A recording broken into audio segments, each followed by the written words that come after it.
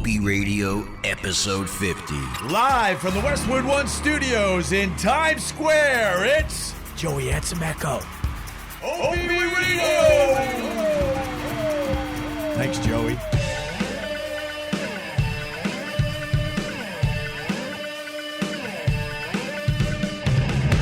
I'm in the lounge here at Westwood One waiting for one of my oldest pals. My God, I've known this guy for 20 years, Mike Safo. 20 years in the making. We're talking about Stephen Lynch. I haven't talked to him in about, I would say, 2 years. Really, that close? I was thinking like 7 years. No, he came in once, I think. Once or maybe twice when I was at SiriusXM. He's one of these guys that in the early days when we first moved to New York from Boston, he was on the show a lot. And he drank a lot of beers with us, and he partied, and he was on so much. And then we got fired. We kind of lost touch. But I hooked up with him again, and I want to talk to him about this. I was wandering the earth after I got fired for Sex for Sam, and I found myself in L.A. living at my agent's house, who's no longer with us, by the way. He passed about a year ago. But I was in a miserable relationship that was breaking up. So I lost my career, and I lost my relationship. And I'm like, fuck this. And it was winter. Winter hit. So I went out to LA and I was living out there for, I don't even know, at least a month or probably longer. And I was using it as a home base. I went up to San Francisco. I did the drive up the Pacific Coast Highway to see Jim Norton back in the day when we all got along. And then I flew back to LA, and then I'm hanging out at the Comedy Store. And across the street at, I forgot the House of Blues, I think, is across the street from the Comedy Store. I see tonight Stephen Lynch. I'm like, that's my old pal that I haven't seen at this point for a year or two. So, of course, I get into the show, and I knock on his green room door, and he's hanging out with his whole gang. And he freaked the fuck out when he saw it was me. And he's like, what are you up to? I'm like, absolutely nothing. I'm just bumming around L.A. So he goes, hey, man, we're jumping in a car after this show, and we're going to drive to Vegas because I'm playing Vegas. And at this point in my life, I was never in Vegas before. So I'm like, fuck it, I'll go. And so then we went to Vegas. We partied there and hung out. And then, and then we went our own directions for another year or two. And then he would pop up here and there. So I love Stephen Lynch. Back on the NEW show, you would be talking about him, and he was living in the city. He would just show up at the studio. Yeah. And I remember you would hear the beers clanking. Yeah. Like the click, click, click as he's playing a song and stuff. Yeah. Well, that was the day, that was the days, I should say, that we had no real bosses.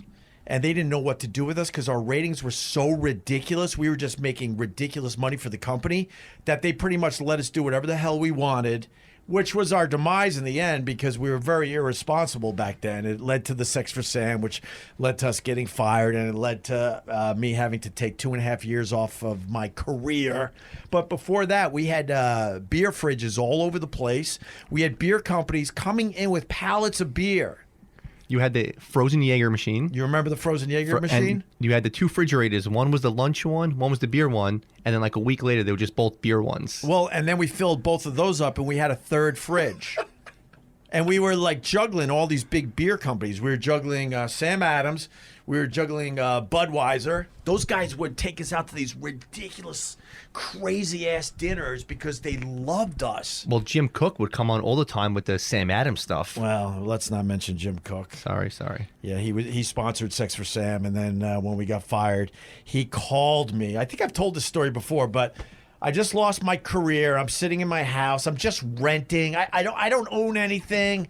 My quote girlfriend at the time is about to break up with me because that's a perfect time to break up with someone right after they lose their career.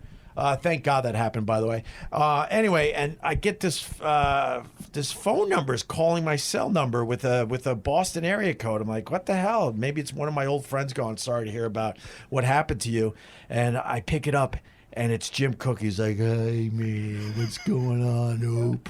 I'm in a big meeting right now, and I stepped out, and I got to tell you. I wish I could do Jim Cook. He basically told me, I'm going to throw you under the bus to save my own ass, and I hope you understand. I love you. I love Anthony, but I got to do this for my own livelihood. I go, Jim, I understand. We had a good run. He goes, yeah, it was a great run. or whatever. And then he hung up, and I've never talked to him again. And when you did the show with Rob O'Neill from Dempsey's, Yeah. Enda is a good friend of him. Yeah. And he goes, oh, he loves you guys. Yeah. Yeah. So he's no, still. I know he still loves me, but I saw him walking in Manhattan a few years back. I was on the east side. I think I was heading toward the tunnel to go to Long Island or something. And I saw him, and he was with some kind of executive. They were dressed really nice, and I'm like, that. Obviously, there's a big meeting going on. I rolled down the window. This would be the first time in probably at least 10 years I was going to say hi to him. And I thought about it. I was within 15 or 20 feet of him. I'm at a light. They're on the sidewalk. And Mike, at the last second, I was like, you know what? I can't fucking do it. And I just rolled up the window and never said hi to him. Why? Bad memories or? I just felt like, you know what? Not the time and place. I'm kind of in traffic, stuck at a light, trying to get to Long Island. It's the quick hello, and as he drives away. Yeah, I should have done it because he would have been like, oh my God, what the F? So, but that was the culture of NEW. It was absolutely crazy. Yeah, we had 3 fridges in the end, all filled with beer. And then we hired shot girls for the Friday shows. And the GM at the time, Ken Stevens and Jeremy Coleman, who was the PD, they're just looking at us like, we can't stop this. We can't stop this train. You know, obviously it's working, so we should just shut our mouths and let these guys do their thing. We had foosball tables. You had a pinball machine that you broke. Well, the pinball machine I broke, it was a vintage Rolling Stones. Rolling Stones, right? You know, so. You're a super fan. Yeah, but I'm not a music guy, so. I think it was was it Kiss? I think it was the Rolling Stones pinball machine. Very, very rare. That, what's his name? Al Dukes. Yeah, Al Dukes, who works for the Fan now. He brought in because he was trying to be, you know, close to me. And that just... It was so creepy how he was trying to be friends. Yes! It was the Wild West there, it was. Yes, it smelled of desperation. So I'm like, when I smell desperation, that's the worst. So right in front of him, I took a sledgehammer and I busted this vintage Rolling Stones pinball machine. You are correct, sir. Now who wants to hear a vintage Rolling Stones pinball machine get smashed into little bitty pieces? This is so I just got it as a gesture. Yeah, we accept Visa, MasterCard. Business relationship thing. Boy. Yeah, I can't stop it. Oh my God, no! Oh my God! It's gone! That was cool because I remember back then going back to Lynch, you were filming that when no one else was filming in studio videos. Yeah. Of Lynch doing those songs. Yes. And that's when he blew up because of those. Well, I want to talk to him about that because Stephen Lynch, I believe, is one of the first comedians, especially, that went international because of YouTube. Because those videos went onto YouTube and just got fucking crushed with views. Next thing you know, his fan base grew to all over the world. So I'm so excited to talk to Stephen Lynch. It's been a moment or two. Yeah, and then he went from those crazy songs to almost winning a Tony during the Wedding Singer. He was nominated for a Tony. Right. Well, we were pals back then too, and you know where he was doing the Wedding Singer, it was close to where we were doing our afternoon drive show. So I saw the show a few times. It was awesome. And then we would just go there and hang out. I would knock on the stage door, and he would let us in. And he would have a poker table set up. He was bored out of his mind because there was no creativity to it. When you know your part, you know your part, and there's not much you could do to make it interesting for you day after day and night after night. And he's changing his stuff all the time. Yeah. So he's always creative, and he takes pride in that. And all of a sudden, it's like, all right, I do the same mundane routine every night, day in, day out. Yeah, absolutely. And I remember saying, oh, man, Steven, this is so cool. You're on Broadway, man. Holy crap, how does it feel? He goes, I'm bored out of my mind. I can't wait for this to end so I could hit the road again and, you know, do my songs and my comedy. Yeah, so. I'm excited. Like when Brewer came, these are like the original WNEW guys who they've come so far, and now everybody comes back and meets. It's cool shit. Yeah, man. People are coming to the table. My real friends are coming to the table for this podcast, and it's nice to see. So, and then Stephen Lynch was part of the Bikini softball game, the famous Bikini softball game. We did 2 of those, I think. Yeah, you did 2 of them in Newark. Right. The Newark Bears Stadium. Yeah, at the stadium there. And we sold it out. The concept was basically I would have a team of celebrities. And I use that term loosely. We had some real celebrities like Jay Moore, Tracy Morgan, Jim Brewer, I'm trying to remember the other celebrities. And then there were celebrities that were known to the radio show. And the concept was to get a whole bunch of girls in bikinis. We would play softball, my team against Anthony's team. And everyone would just drink a shitload of beer. And no one gave a shit about the game, even though me and Anthony did, because we were very competitive even back then. But everyone in the stands, they didn't even care. They weren't even watching the game because every minute some other girl in the stadium was showing her tits. Well, you said it perfect. You guys planned it as the bikini softball game. Right. So you would have like 3 or 4 kiddie pools with 2 girls in bikinis. Yeah.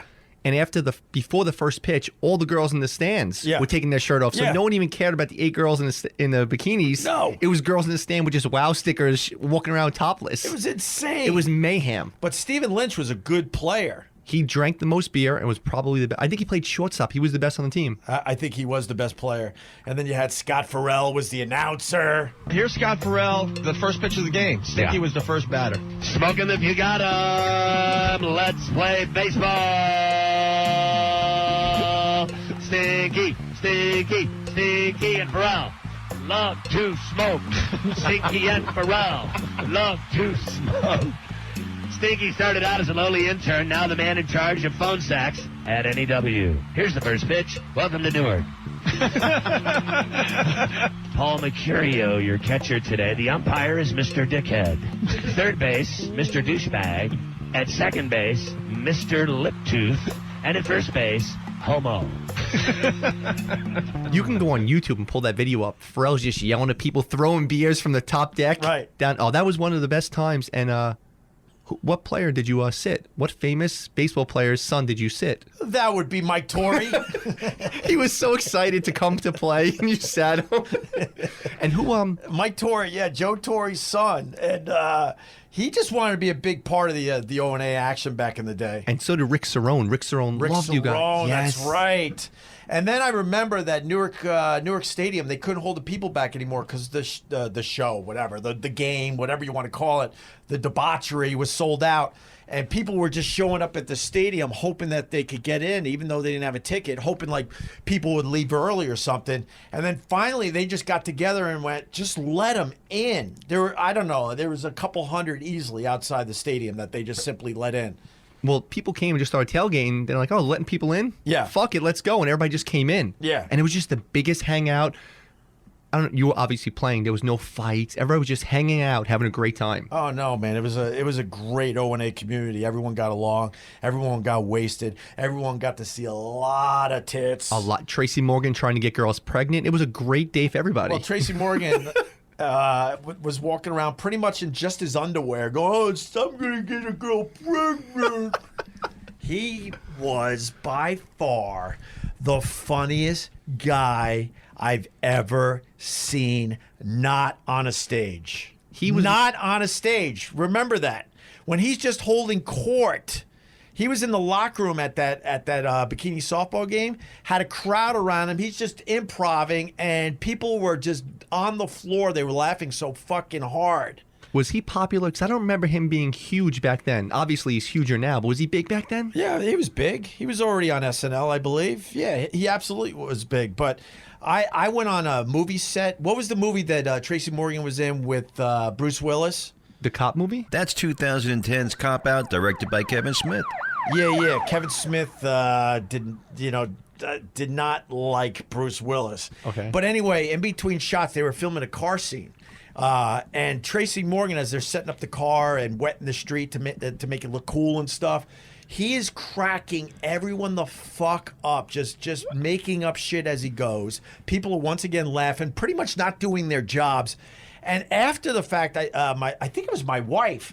My wife goes, while Tracy was holding court, Bruce Willis was trying to get attention. He was pretty much 2 feet away from you, and no one noticed because that's what Tracy is capable of doing. He had everyone's attention to the point that Bruce Willis was like, "Fuck, I can't get in on this." He wanted to get in on it because he felt the energy of the moment.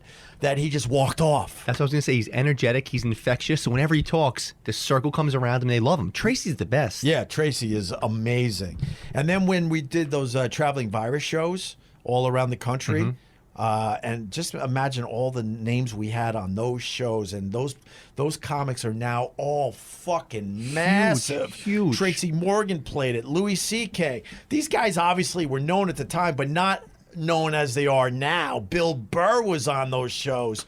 And the list goes on and on. But anyway, I remember comics were getting pissed because they were doing their 15, 20-minute set, and Tracy Morgan was just behind the curtain.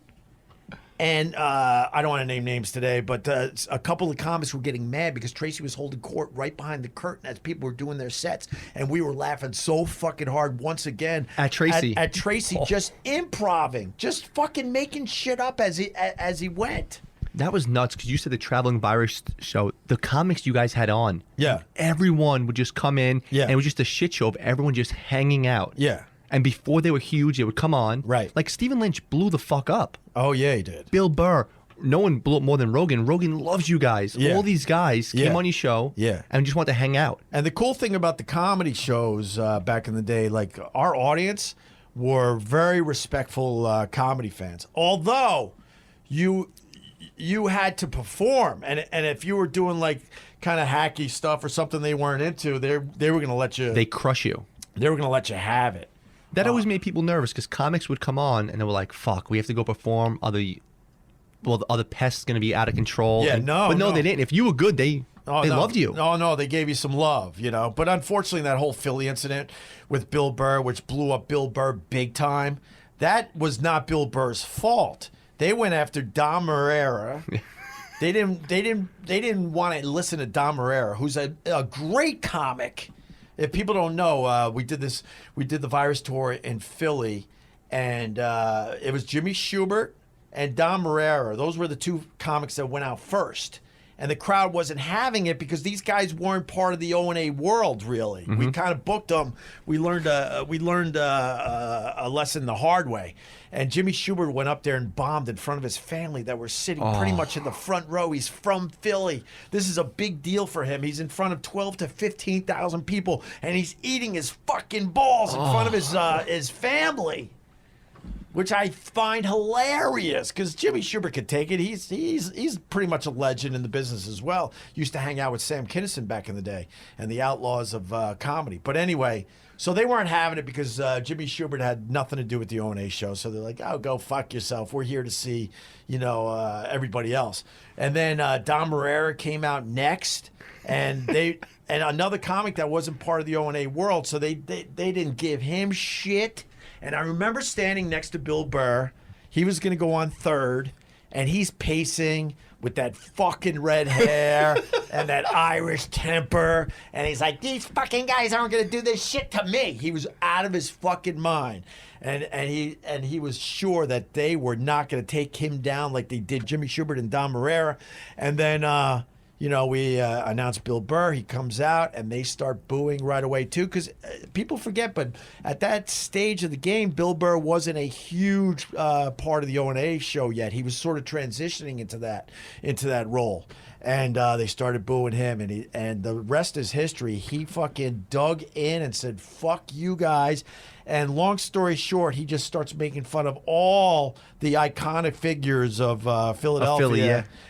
One after another. It started with Rocky and then went after the Sixers and the Eagles and everyone in between, the Flyers. And long story short, by the end of his set, everyone gave him a standing ovation. He turned this whole fucking crazy-ass crowd around from booing to the point no one could hear him at first. So now he has to scream over everybody. And then by the end of it, everyone stood up and gave him a standing ovation. And the rest is history for Bill Burr. I think that was a massive moment in his career. I hope you all get in your Ford Focuses and fucking drive off the side of that faggot-ass Ben Franklin Bridge. You fucking one-bridge having piece of shit city that no one gives a fuck about. The terrorists will never bomb you people because you're fucking worthless and no one cares about you. You are this high above New Orleans. No one gives a shit. FEMA would never show up for you fucking assholes. I hope your mother has herpes in the center of her asshole and you go home tonight, you lick it, you get it on your your tongue, and some other horrific shit happens that involves cancer. To all of you, 11 minutes left. A massive moment. And then I guess a couple of crowds after that tried to recreate it, and he's like, just stop. It'll never happen again. It was Cleveland. Okay. Because then we talked about it on the radio, and it became just one of these legendary stories immediately. And Cleveland's like, well, we'll do the same shit to Bill Burr. And I remember that. It was kind of a letdown, to be honest with you, because it kind of sucked because Cleveland meant well. They were trying to get him going again, and it just turned out to be an average set because Bill's like, you can't recreate the moment I just had in Philly. It doesn't work that way. And that blew his career up, like you said. That went legit I think so. viral. Mm-hmm. Everyone still talks about that set with Bill Burr. Yeah, absolutely. So having Stephen Lynch in is bringing back a lot of memories. I'm excited. I remember when he used to just do the songs. Yeah. What was your favorite song he ever did? Special Ed probably is up there. Lullaby. Remember Lullaby? Lullaby is a great one. Kill a Kitten is a great one. I got to ask him about that because of the PC culture. I wonder how his songs play as far as performing them for audiences these days. You did an Instagram live video, and we talked about loyalty. Yeah. And I remember this was before you guys were syndicated, and you would always tell everyone who was going on a national show, hey, plug us with an okay, terrific, or just mention our names. And you told him to do something with WOW, and he had the black suitcase on the Comedy Central special. Yeah. And he wrote WOW in big letters on it. Yeah. And pushed it out and played. That's why I always I like Stephen Lynch for that. It shows how loyal he is. Yeah, I heard a voice too. I think that's one of Stephen Lynch's guys, so he must be right around the corner. And Mikey, me and you go way the fuck back. We met when you were 16 years old, man. Underage, yes, you hung out with me. Underage. And what, you just were obsessed with our radio show back then? Yeah. So what happened, the quickest story is that you guys get fired in Boston. And a buddy of mine hits me up, and he's like, hey, listen, do me a favor. This radio show's starting there. Can you just tape this show for me? Right. Never heard of you guys. Right. I was 16 or 15. So I got some cassettes, and I would just hit record. I wasn't really listening, but once a week I would just send him up to Boston. He went to Boston College. He was like 3 years older than me. That was the bummer about, sorry to interrupt, yeah, getting fired from Boston. Nowadays, you get fired from a job or something, you could keep in touch with your old fan base. But when you got fired back in the day, that was it. Yeah, so I sent him up tapes, and I did it for like 2 or 3 weeks. Yeah. And I wasn't really listening to you guys. I was listening to Mike and the Mad Dog. I would have like Mike and the Mad Dog on, but every 45 minutes I'd hit stop, record, and send it up. Yeah. And then I started listening a little bit, and this is before you guys had any audience. So I think that's what brought me the most to it. I'm like, shit, these guys it's 2 dudes hanging out. Yeah. And you guys were angry back then? Yeah. Because you're like, why are we playing this shitty music? This music sucks, and I hate music. So I'm like, yeah, the music does suck. Yeah. Don't play this shit. Yeah. And then it kept growing and growing. Then I came on the show. Well, I give credit to Gary Wall, who's the PD. For the people that want to know a little history, we get fired from Boston for the mayor's prank, telling the whole city that the mayor died in a fiery car accident. Hilarious for April Fools. The mayor of Boston's dead? Yeah. He said he got struck by lightning or something like that? No, there's so many stories going around. No, he was in a traffic accident in Florida on his way to the airport to come back to Boston. He was vacationing down there. Really? Yeah, on I-95. With something to do with a bridge and a tractor trailer, but, you know. Did lightning hit the bridge? I didn't hear that part of the story yet. Oh. You know, when a big story like this breaks, a lot of weird facts come in. He's really dead? Yeah, head-on collision. Wow. All right, bro. All right, man. Thanks. I guess we'll find out more soon. And then we get hired in New York immediately, and we had 2 stations that wanted us. K-Rock, which was the home station for Howard Stern, and then WNEW, which was a legendary rock station, but way past its time. This thing was a graveyard, man. All the DJs walking around there were really fucking old, still full of themselves, even though their ratings sucked. And then they brought us in to do Afternoon Drive. I was out of my mind because I grew up listening to NEW when I started thinking about going into radio. And I remember Scott Muni. He listened to our first break. He walked out of his office when it was time. He knew around 3:10 we were going to talk for the first time. He sat outside the studio in that lounge area where we ended up having the foosball table and the pinball machine and all that. He sat down on a couch with the speakers on. He listened to our first break, and someone who heard it at the time, I don't know who anymore, said, holy fuck, Scott Muni just listened to your first break. This guy is a legend. He's no longer with us, obviously. And he got up and went, yeah, they're going to be just fine. Oh, And- really? And walked back down to his office, which was a museum in its own right. He had rock memorabilia in that freaking office. When I would sit in there and talk to him, it was just ridiculous. Old Beatles stuff, right? Everything. Oh, this is a drumstick from Keith Moon. He autographed it. It's like on the floor. You know what I mean? It was just all this incredible stuff. I got a picture of me and John Lennon around here somewhere. It's just in a garbage pile, basically.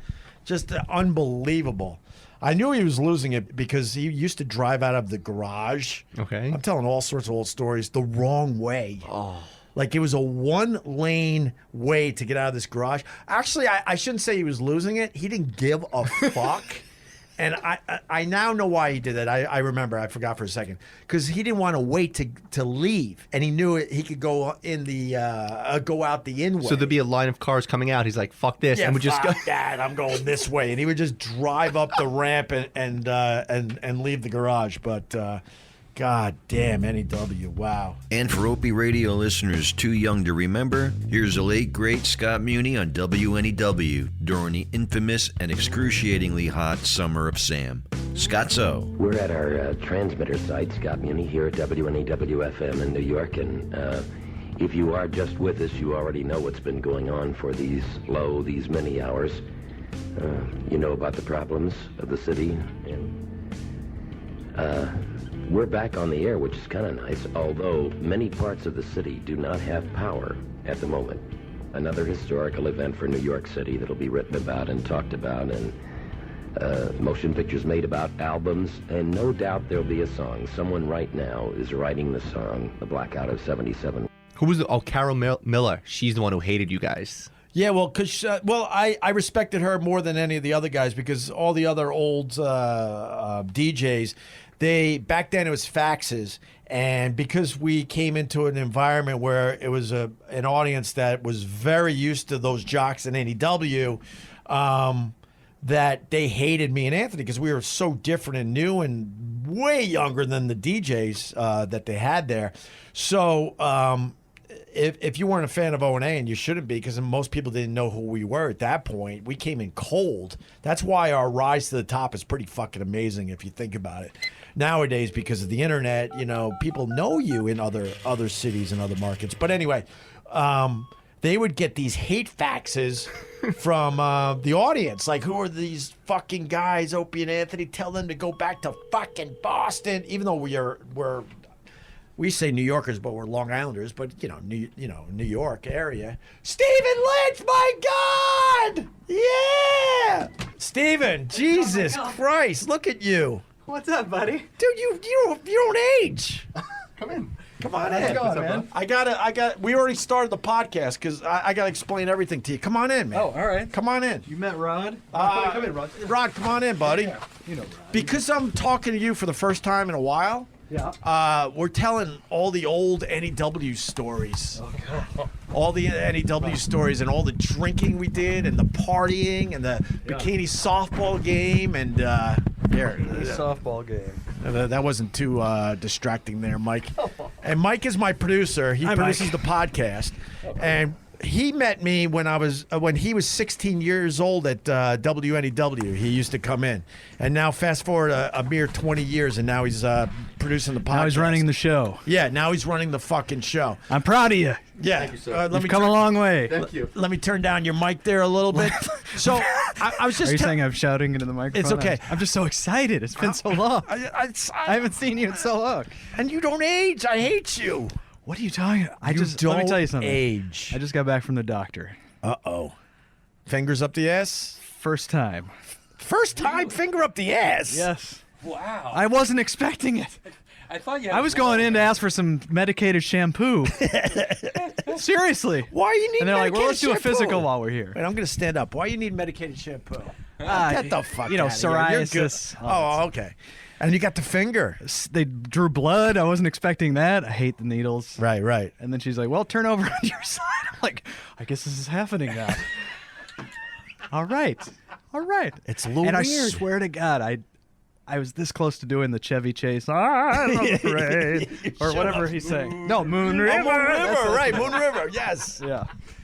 I remember you. Yeah, man. You've been around Stephen Lynch for a while now. That's good. Long time. Did you feel a little? Did it move a little bit? No, it was over so fast. Really? But you understand butt play. I think. I think when you get the finger up your ass, you understand butt play. It's not my thing, Stephen Lynch. Relax. Okay. But when you get the 2 fingers, you're like, I think I understand this a little bit more. There's a little tickle. There's a little tickle, right? Here, talking to that mic. Wait a minute, you've had this done? Oh, hold on. I got to turn your mic on now too. We're. Am I the last man standing? My girlfriend is a nurse. So so you make it part of the fun. Well, she had to practice. All right. She practiced on you? Yeah. I don't really want to do it. All right.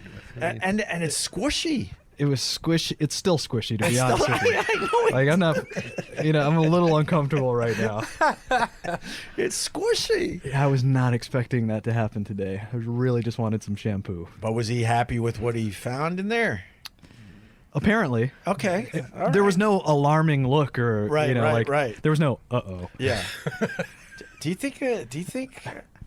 Or lingering, eye contact, which yeah. would have been even worse. I have a theory about like that. I think guys, it's a male doctor? No, it was a woman. Oh wow! And it didn't move. I know. You think what's wrong with you?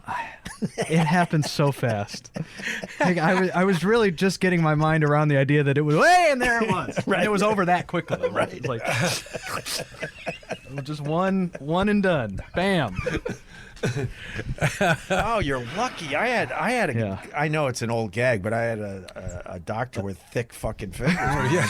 Big sausage. Yeah, fuck yeah, man. You had and does she have to cut her nails down? Dainty fingers. I don't know. Vincent Pastore, big pussy, just reaching up into your asshole. Wow, I think I got off pretty easy. Yeah, absolutely. Because you got 2 thin female fingers. Hopefully, I'm gonna be honest. I think it was one finger. She went one finger. Wow. I'm telling you, I really got the VIP treatment. Wow, good. Either that, or I have ass cancer, and I'm never gonna find out. Right.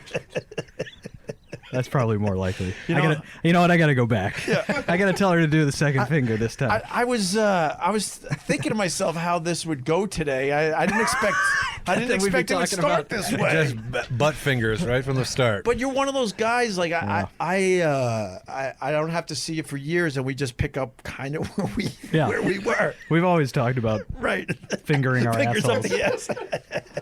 But the NEW story, I just got to finish. So when we went to NEW, me and Anthony were the new guys, and it was a rock station with these legendary jocks, and they knew if we were successful, their jobs were going to be fucking done.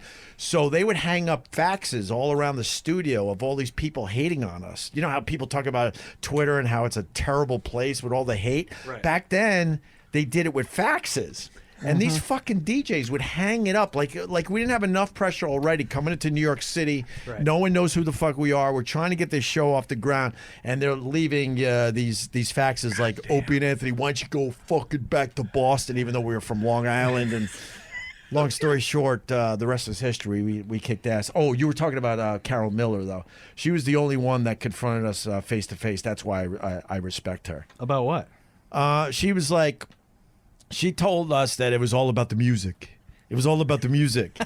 And then she's like, I'll do it my way and you guys do it your way and we'll see who wins in the end. Oh, boy. I'm like, all right, we'll take that fucking bet. Because she really believed playing like Rod Stewart, Do You Think I'm Sexy, for the 10,000th time is going to really get that audience going. Yeah.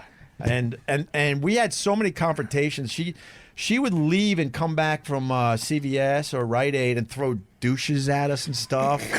What? Oh, you don't remember any of this stuff from the day? I don't remember that. Oh, shit. We would get fired up, yelling and screaming, and Scott Herman would have to come from downstairs and break up the fights and stuff. And then he made a rule, it wasn't me, because some people call me out on this, where she wasn't allowed to see us anymore, and she had to wait in the mailroom until we walked past her back into our crazy office. You remember the crazy office? I remember the crazy office, yeah. And then she was able to go to the studio and do her show. Wow.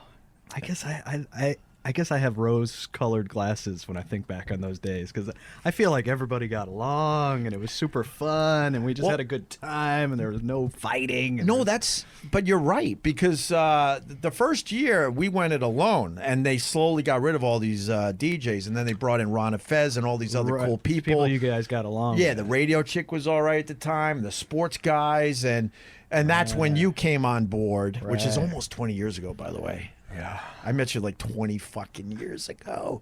And then the beer started flowing and the ratings started going up and we couldn't do anything wrong. Yeah. It was a rocket ship. It was, right? Straight to the sun. Straight into the heart of the fucking sun. Right. It was fun. It was fun to be on that rocket for a little while, though. And you were just starting out on Comedy Central, I believe, right? Was it Comedy Central at the time? I don't even know if I had done anything on Comedy Central at the time. You were brand new, and they're like, man, this guy's really funny. I think he'll get along with you guys. He plays the guitar, and he's funny as hell. Yeah. I remember the first time I went into the studio. Yeah. I was a little nervous, as one would be. Sure. Big time radio, you know. I was going to play my dumb songs for people. And you guys were just finishing up a segment where you were listening to some CD, and you took it out and you smashed it to bits. And like, I just remember sweat just started dripping down my face. Like, oh my fucking God, what have I gotten myself into? Oh, we were cocky. Oh God. Yeah, but as soon as you played that first song, we were. Yeah, whatever it was. It went over pretty good. I'm trying to think. It might have been Lullaby. Probably. It might have been Lullaby. A sigh of relief. Okay. And then we all became instant friends. Yeah. Absolutely. Yeah. I was telling Mike. First of all, how who's Mike? That's Mike. I'm just kidding. Oh, okay.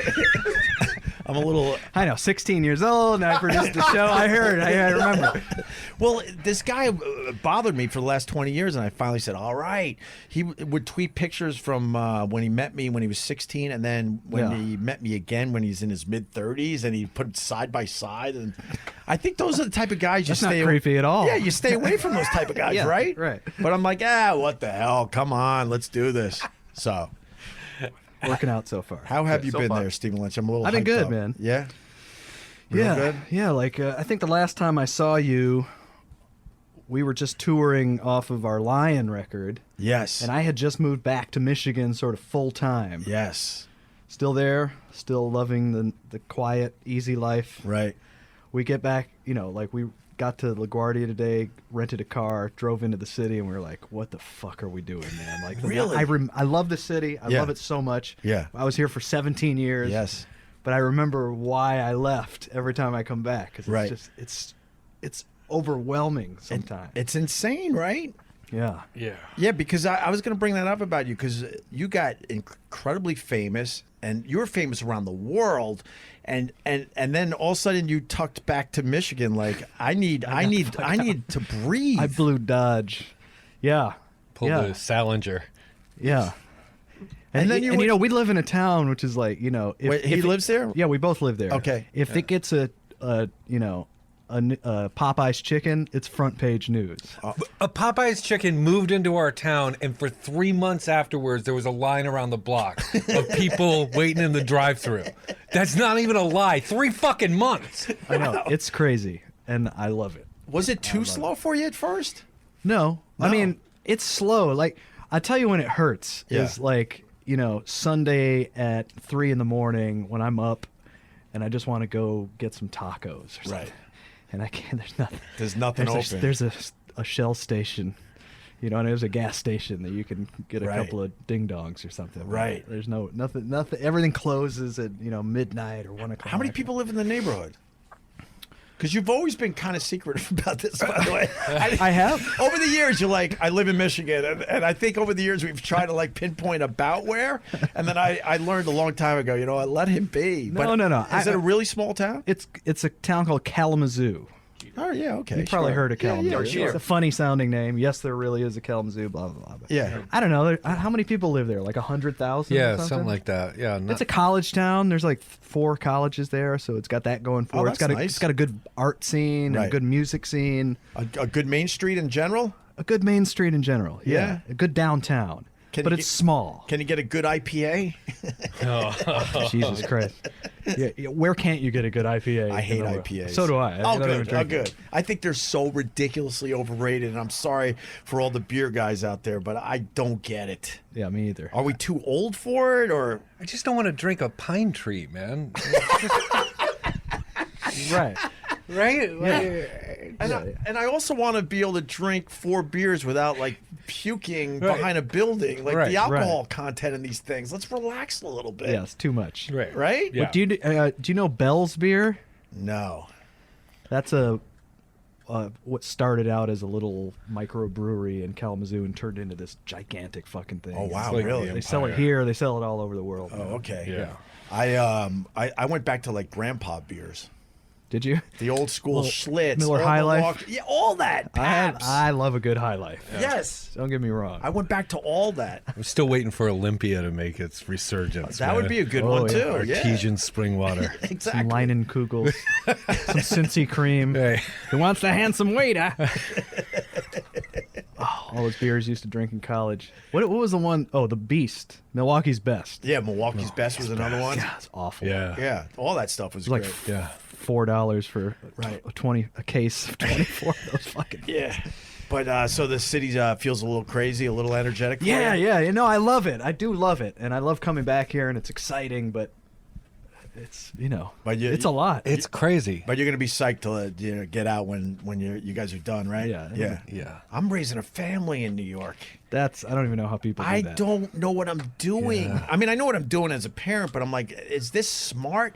Like, I see 12-year-olds on the subway, and they're way too mature, and my kids are starting to get up there. I got an 8 and a 6, and I'm like, it's only a few years away that I'm supposed to let them on the subway by themselves?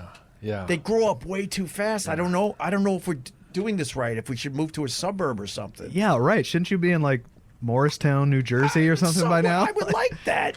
Yeah, but you got a nice place though. You got a cool apartment. You don't want to leave that. I got a really nice place. So I actually don't have to see anybody. I'm way up in the sky. You might as well be in a suburb in New Jersey, because you know what I mean. You got like 3 neighbors. It's not like you're in the tenements or something. Actually, things have changed. I'm down to 1 neighbor. I got pretty much the whole floor. You got the whole floor to yourself? Pretty much. And I'm waiting for the last place to become available. I'm knocking that wall down, and then I'm moving the podcast over there, and then I don't have to leave my house at all. Right, just the whole building. Yeah. But I think you're fine, Dad. Well, it's my wife. She wants to stay. I would love to get out of the city, but she's from Philly, and she likes the energy of the city. I get it. You get it. I totally get it. Yeah. I loved it too, but do you miss Broadway? I mean, I only did it once. You know what I mean? It was not like you were great at it. Well, thank you, but it wasn't like it was my life's work. You know what I mean? It was just something I tried once, and it was super cool, and it was fun. Yeah. All the people were really amazing. But no, I don't really miss it. Do you remember us knocking on the stage door? We went to your show a few times, and then because we were close, our show broadcasted close to where you were at, we would come visit you, and you had that. Remember, you had the poker table. Oh yeah. And I remember. Do I remember? That was supplemental income for me. Oh really? You're good at poker? I'm pretty good at it. Yeah. We played for every day. We played. Yeah. And I was smoking in there. Like they pretty much had to. Like that dressing room, they had to demolish it when we were done with it, because we just drank and smoked and played poker in there the entire time. Right. Yeah. God, it was terrible. But yeah, I remember you guys coming by. Well, the best part about it, I would talk to you about Broadway. I'm like, how cool is this? You're on Broadway, and I remember you telling me how bored you were because because it was the same same shit day after day, night after night, and obviously you're a touring comic, and you could change things up whenever you feel like it. And I remember telling you something like, well, at least you get to improv a little, and I forgot what it was. I think you had to fall in a dumpster or something. I'm like, you obviously improv that tonight, because he goes, and you go, nope, every fucking night. Every night. There's there's no room for improv when you're doing the same show every night. And in fact, they will fine you if you improv. Really? Yeah, like I had some friends come in from out of town, and I was like, all right, I'm going to do some shit for you guys tonight. And I think I pulled my underwear down or made a really obvious moon situation. Yeah. I'm pretty sure I got fined for it. Like, you can't fuck around, man. They want this. They want the show to. I get it. They want everybody who comes to have the same experience. You know, they don't want you fucking around on stage. Put a fart machine in that dumpster, which I did just to try to make the girl laugh when she was singing. Sometimes you can't help yourself, but like the first couple of months, it's super exciting, and it's like, holy shit, this is like people dream about this. And it's, oh my god, it's amazing, and these crowds and this orchestra, this giant orchestra, and you're singing with the cream of the crop of these talented kids who sing and dance and act and do characters, and they're all fucking super talented. And then like month 3 sets in, and you're like, all right, it'll still be fun today. I only got 1 show today. At least I don't have 2. And then by month 4, you're just like, put a fucking bullet in my head. I got to do the same, because it's very repetitive. Yeah.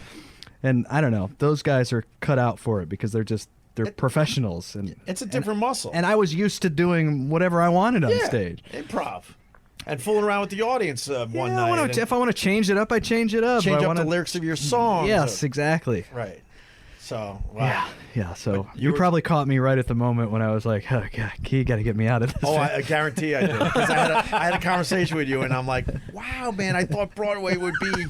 I don't want to seem like I wasn't, grateful about it. Of course I was, yes, but, it takes its toll, which is why I really admire the people who do it for years at a time. Right. Like, I don't know how the fuck they do that. Yeah. So tell me about the new music. Let's maybe get a song or two out if you're up for it. Rod and I to play something for you?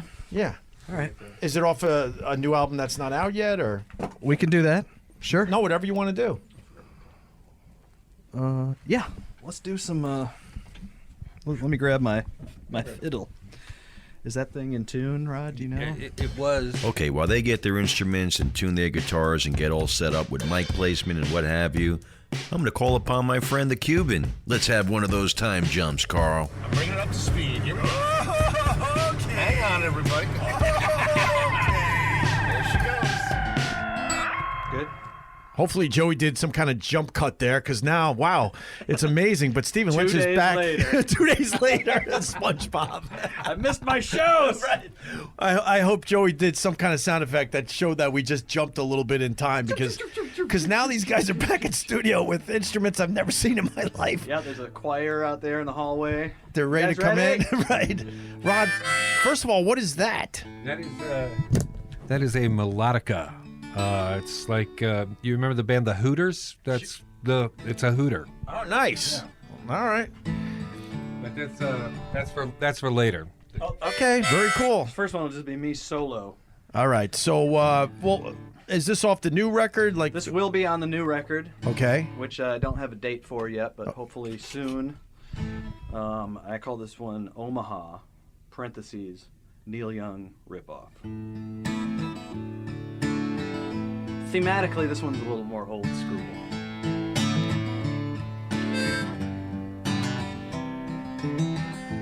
Omaha, bluebird. She's got her whole fist inside me, and I forgot my safe word. Is it Hamilton or Ehrenberg? Every time I get it wrong, it's another inch deeper. Oh, Jesus.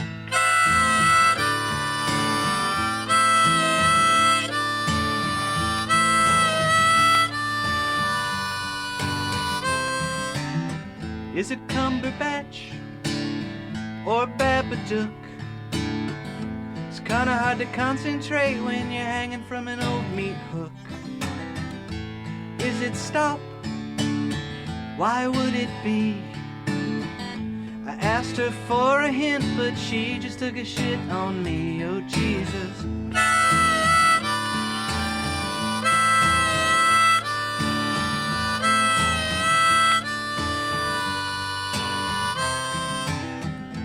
Maybe it's rock, maybe it's roll, maybe it's please don't slide that rod into my penis hole.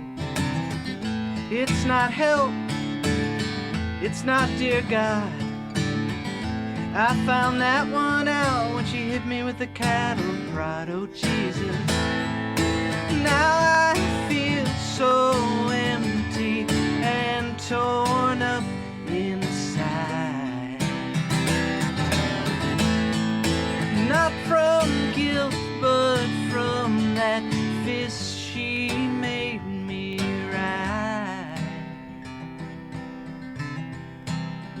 it's still in there.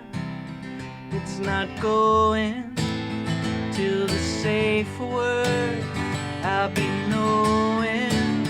But I'm blanking and she's laughing, and her forearms about half in. And this was my first time I'm newly christened. When she talked safe words, I should have listened, but I was distracted. Watched her undressing. The fuck am I singing? Get back to guessing.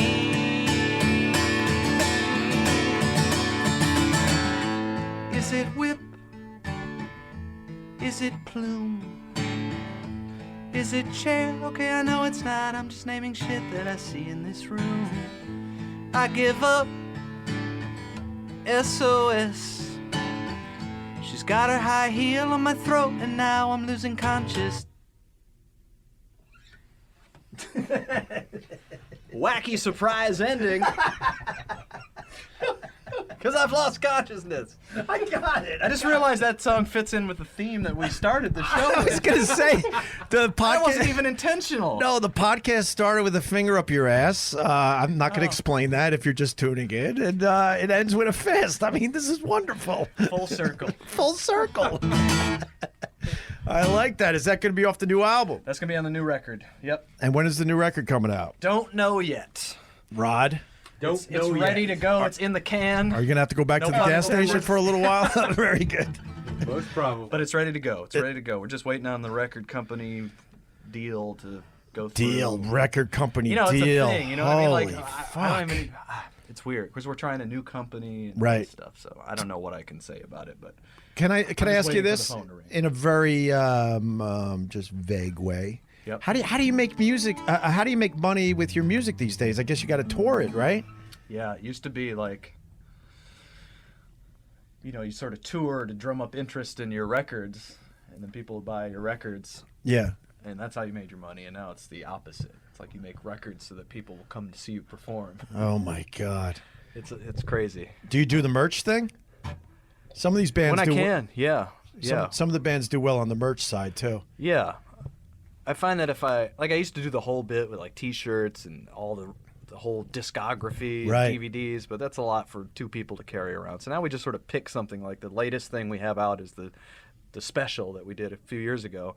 So we bring that along, and even though nobody owns a DVD player anymore, people will buy it because I'll sign it, and it's just like more of a memento from the show than something they could probably just find on YouTube if they wanted to see. Right. Where do they go to get your stuff? Merch and tour dates? StephenLynch.com. Still StephenLynch.com? Still there. Yep. All right. Very Tour cool. dates, all that good stuff. Okay, let's take a breather. Coming up, more stories and songs with Stephen Lynch. But first, go get him, Greg. Oh, is this an easy sponsor? I want to welcome Purple Mattress to the OpieRadio podcast. I say it's an easy sponsor because I'm a terrible sleeper, pretty much like everyone. I mean, when you start talking about sleeping with people, you realize you're not alone. In my case, I just simply don't sleep the entire night, tossing and turning, waking up with a backache and neck ache. Look at Robert in the other room nodding his head. We're not alone in this. I set an alarm. That's a joke to me because I never sleep to the alarm. Maybe I'll sleep to the alarm maybe 3 times a year, tops. If you're struggling to get a good night's sleep, you've got to try a Purple mattress. The founders of Purple are 2 brothers who have been developing cushioning technology for 30 years on things like medical beds and wheelchairs. In 2016, they finally decided to use their patented comfort technology to create Purple, the world's most scientific mattress. How is Purple different from other mattresses, you ask? Well, the Purple mattress will probably feel better than anything you've ever experienced because it uses this brand new material that was developed by an actual rocket scientist. It was not like the memory foam I'm used to or you're used to. The Purple material feels very unique because it's both firm and soft at the same time, so it keeps everything supported while still feeling really comfortable. Plus, it's breathable, so it sleeps cool. It ends up giving you the zero gravity-like feel, so it works for any sleeping position. And here we go. 100-night risk-free trial. If you're not fully satisfied, you can return your mattress for a full refund, backed by a 10-year warranty, free shipping and returns, free in-home setup and old mattress removal. You're going to love purple. I'm getting Carl one of these, and right now, my listeners, our listeners, will get a free purple pillow with the purchase of a mattress. That's in addition to the great free gifts they're offering site-wide. Just text. You got to text. Listen up. Just text Opie, O-P-I-E, to 474747. The only way to get this free pillow is to text Opie, O-P-I-E, to 474747. That's Opie to 474747. Thank you, Purple Mattress. Now back to Greg with his special guest, Couple songs? Stephen Lynch. If you want me to. Of course I do. OpieRadio. The other thing about Stephen Lynch that I noticed was you were one of the first comics to go international because of YouTube. Right? Rod say I think so, yeah. It was just super lucky timing. Like I used to get people used to tape shows, and I'd see him in the audience with a fucking red light on the camera, and I'm like, "What do you seriously?" Right.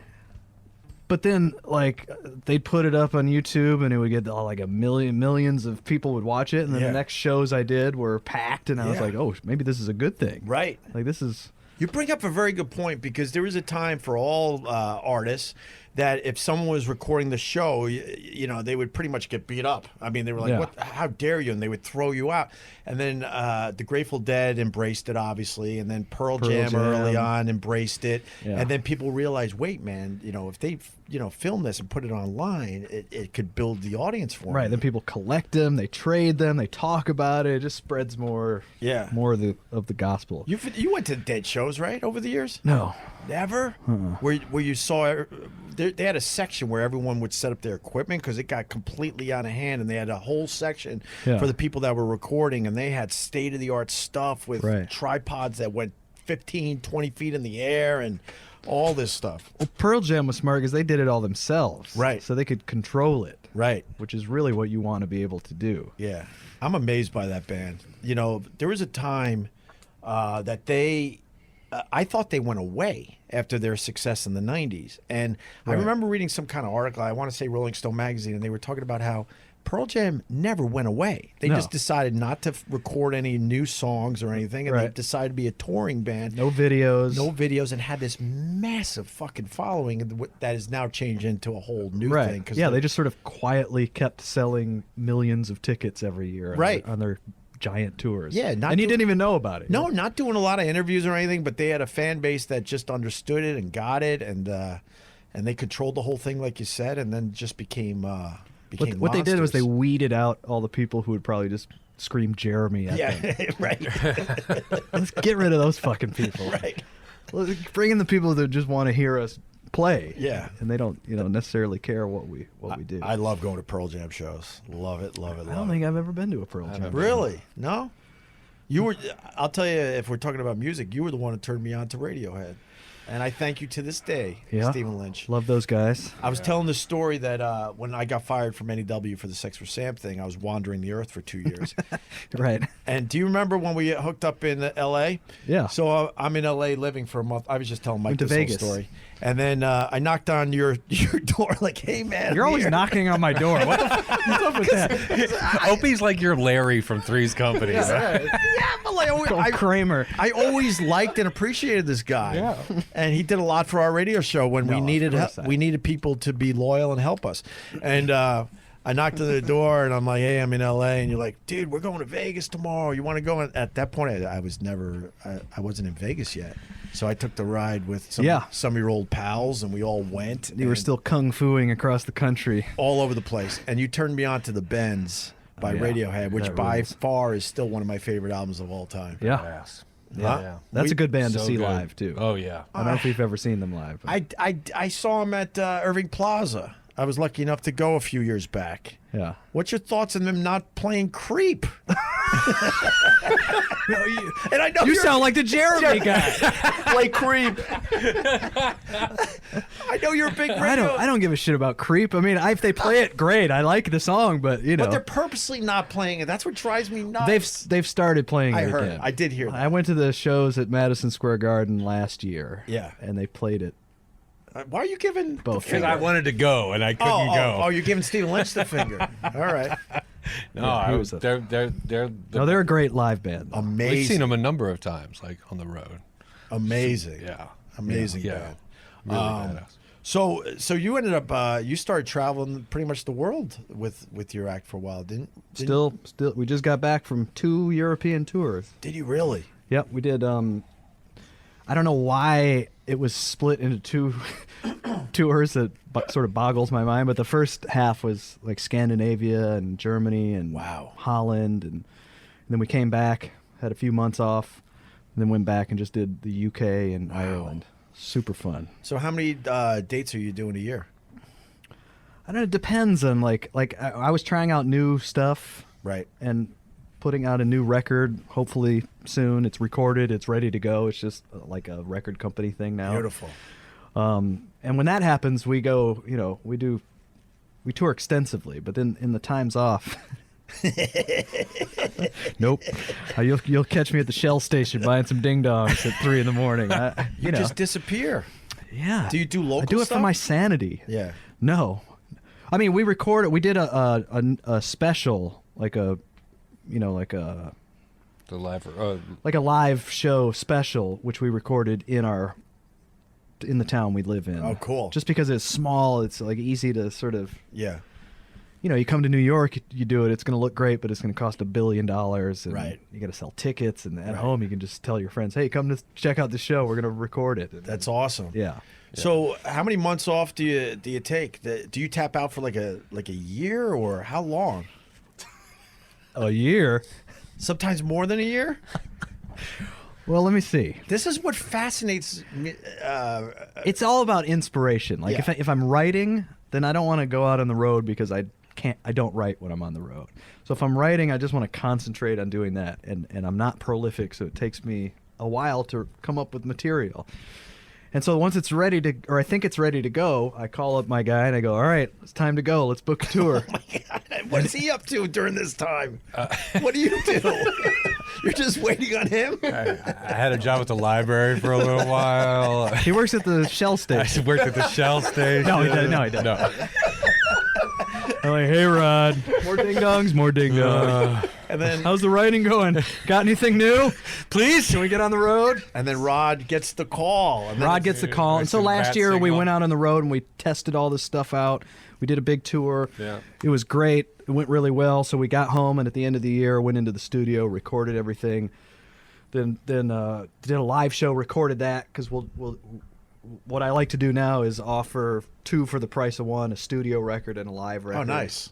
That way, you know, people who like sort of the energy of a live Yeah, sure. show and who like to hear laughter can hear it in that context. And Yeah. then people who just like the music can sort of hear the studio version that I have in my brain that I prefer. But yeah, and now we're just kind of biding our time until the record comes out, and I'm sure we'll hit the road again seriously. Right. But in that time, we're just what do get over to England, do some shows, do the. So what do you do shows when you're here. not performing and you're in Michigan? No, what does Stephen Lynch do? What do you like to do besides the I mean, music? I'm always trying to write. You know what I mean? That's always I get up and I make a concerted effort every day to do something creative.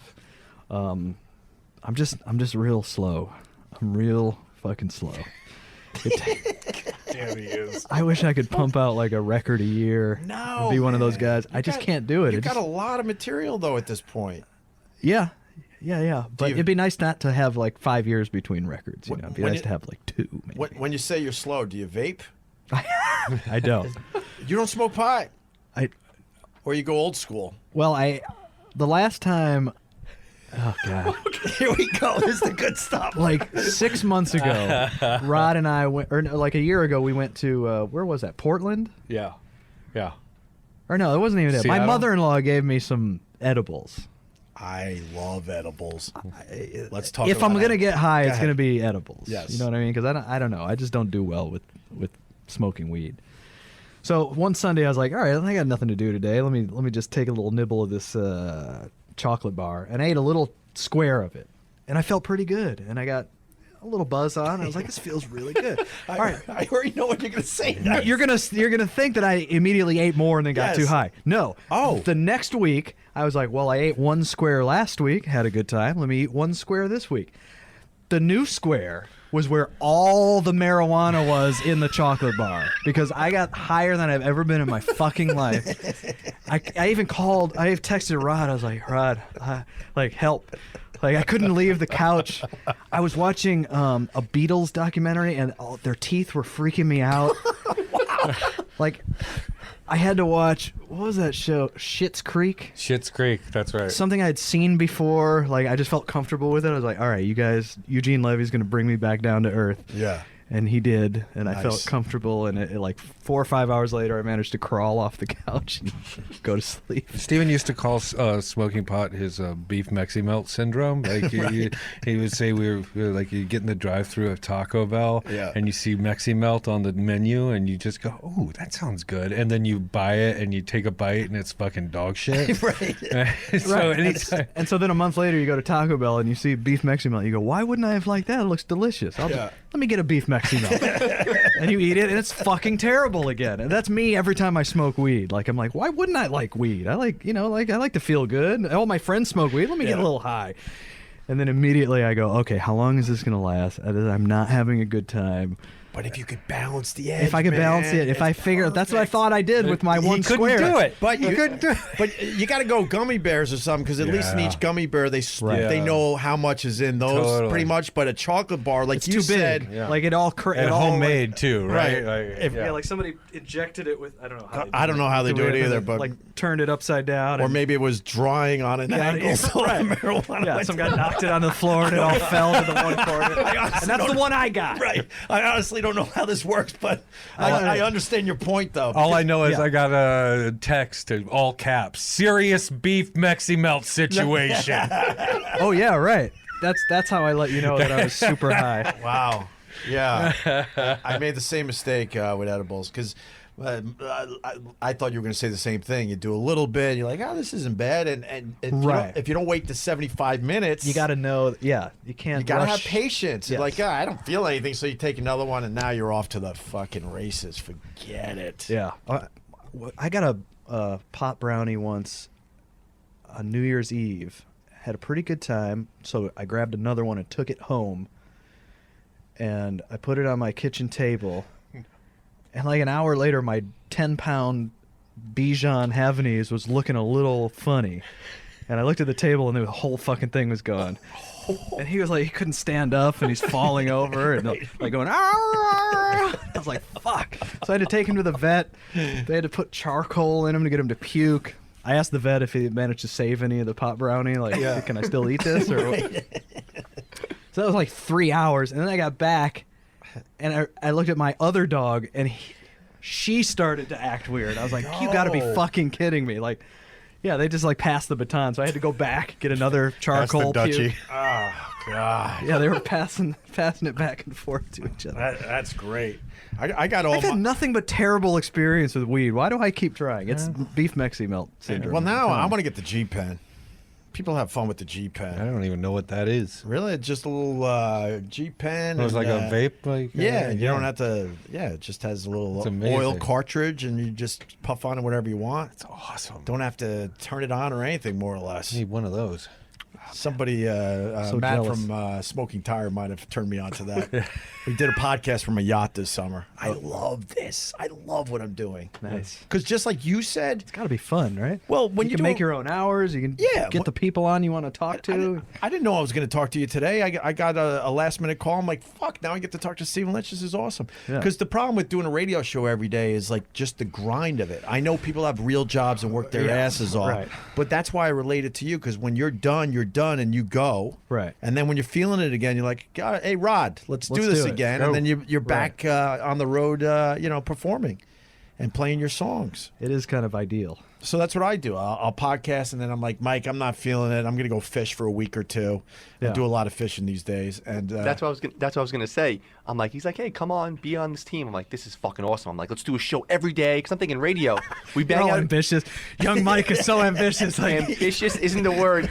He's like, hey, do a one sheet for me. It's like 11 pages. He's like, bro, I'm not gonna read 11 pages. So we do like 2 shows. I'm like, all right, tomorrow morning, let's just hit. He's like, bro, I'm going fishing. I'll hit you up in a week or 2. Right. I'd stand by the phone. I don't know what to do with myself. What do I do? Just trying to produce the show. Why is he fishing? Oh, you're like, I'm ready to revolutionize the podcast industry. No, man. 2 weeks? Okay. All right, 2 weeks. I made it to the top of the mountain. Now this is all about having fun. Yeah, Are you in the having fun stage of your life? Yes. If you can do what you want, then you're a lucky person. I'm still competitive, and I want the podcast to be very successful, but Sure. I'm also, it's more about just having fun, being around people that I really, really enjoy. It's the best. No toxicity. It's just we podcast when we want, and that's it. It's been a blast. Well, we did have some fun in the good old days. Oh my God. Do you remember all the beer we drank at NEW and the parties? I mean, beer, wasn't there like a Jägermeister machine? Right. I always hated Jägermeister, but I admired the way you guys took to that fucking thing. Yeah.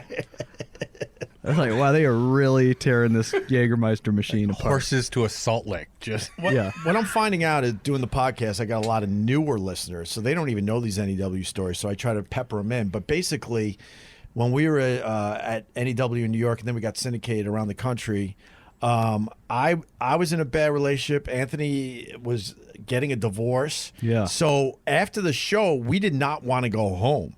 So we would bring all the people back to our office, and everyone would be smoking pot. We'd fire up the Jägermeister machine. This was right next to the general manager's office. Right. But our ratings were so crazy that you they were guys like, ran that show. You- Like, you they're not going to remember? say anything to you Nothing. guys. And then we had beer companies coming in and stocking our fridge. We didn't have to pay for shit. Right. Because they were hoping that we would say that we're drinking Budweiser on the air or Sam Adams or what have you.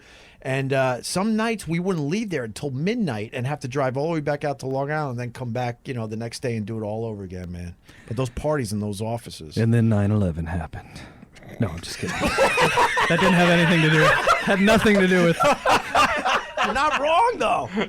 No, that was right in the middle of everything. You're not wrong, because then that was like everyone had to Things got weird. Got weird, and everyone had to get serious for a long time after that.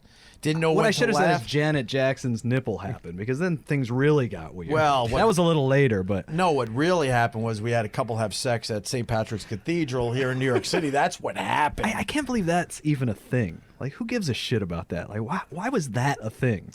Well, because it was just 2 consenting people having sex in a church. not even the church; it was in the vestibule. In the vestibule. And the guard that saw them didn't want anything to do with it. They're like, "Get out of here." What's up, Paul?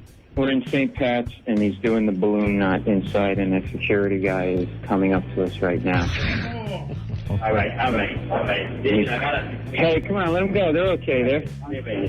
No, let him go. And it just sounds like fun, wacky hijinks to me. Our old pal Paul Mercurio decided to make a stand that day. Oh no! He made a stand that day, and I don't remember I do what believe happened. he yelled something like, "Where's your God now?" And and then the guard's basically saying, "Just leave. I don't want to deal with this." Right. And he wouldn't leave, and then the cops showed up because no. we're broadcasting this whole thing. And that was a balloon knot, just so you knew. You're not. Where's your God now? And then they arrested the couple, and they still didn't arrest Paul Mercurio, and they're still telling him to get out of here. And then he took a cab down to the precinct, and then they finally arrested him there. Like, all right, we'll arrest you too. Oh, you wanted to get arrested. I think he was into grandstanding a little bit. I got you. I could say that. Or he's like much. a captain. He wanted to go down with his ship. Right. I think you were his butt fucking ship. His butt fucking in a vestibule ship. Yeah, no, I was one of the like spotters. Not yeah. that day. I don't think that day. No, I want to say a different one. I don't think I've ever said this on the radio, but I have you to thank for losing my whole career for 2.5 years. Because yes, Is this going to be an ambush? Wait, is this, why is See this that door guy? locked? That's the FBI. I'll tell you why, and I have told the story, but I don't think I ever told it on the air. See, me and Anthony, even though we were shock jocks coming up with these crazy ass things to do, we were sort of smart and knew where the line was. So we did the Sex for, was that the third annual? The one you got fired was the third one. All right, so we knew to get our friends like yourself, people that we could trust, that could get out of dangerous situations, because we knew the bit itself was insane and edgy and shocking. Okay. You had a show or something. You were supposed to be the spotter that day, and you had to tap out for a gig. I mean, it happens all the time. I'm so glad this is where that story is going. And we didn't know Paul Mercurio that well. He was just starting to So he was a replacement. He replaced you, Stephen Lynch. Oh, And I thought we could trust him, because you would have, when the guard said, "Get out of here," I have no doubt in my mind Stephen Lynch would have said, "All right, come on, let's get out of here." Wait, did I vouch for him? What do you mean? For Paul? No, he was... No, of course not, because I don't even know him. Okay, all right. So last minute, we needed someone to sub for you, because you had a bigger sorry, gig. Yeah, so I have you to blame. If I had only not had a gig, I guess, you guys would still be on WNEW. And we never. Anthony would still be going through a divorce. Oh no, he took care of that early. Oh yeah, no, he took care of that early, and somebody would have died from too much Jägermeister. Oh my God!